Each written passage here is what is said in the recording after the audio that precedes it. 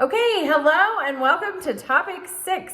So this week is really important. Every week is really important. All of the subject matter in this class is very, very important. But this week is one of my favorites because we're going to talk about the Civil Rights Act, the Voting Rights Act.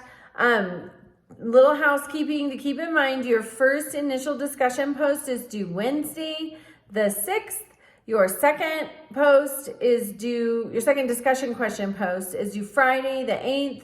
And then you have 2 assignments this week instead of just one that are due on Sunday. So keep that in mind. And I also, in this announcement, there will be a little PowerPoint that I've created about some of the more prominent actors in the civil rights movement.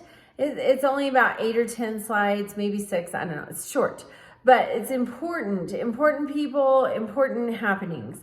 So just glance at that. And then also, when we're thinking about, so there's an article that we read this week and it talks about post-Civil War periods of triumph and despair. And so what does that mean? Well, a period of triumph is the Emancipation Proclamation.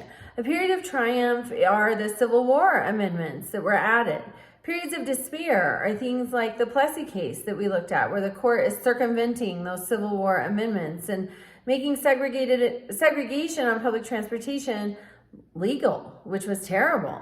Then we have Brown versus Board of Education in 1952, which finally starts chipping away at those very wrong decisions that were made, and that's a period of triumph. Brown versus Board of Education in segregation in public schools.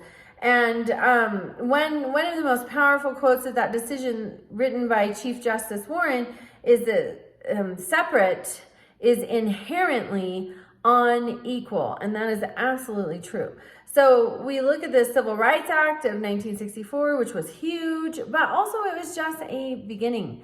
There's always more work to be done. Just because the law is declared, much like the Civil War amendments, does not necessarily mean that it's enforced or that it's enforced the way it was intended.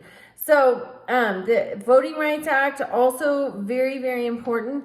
As we think about the civil rights movement, one of the most important examples of a peaceful protest is the 1960 Greensboro lunch counter sit-in.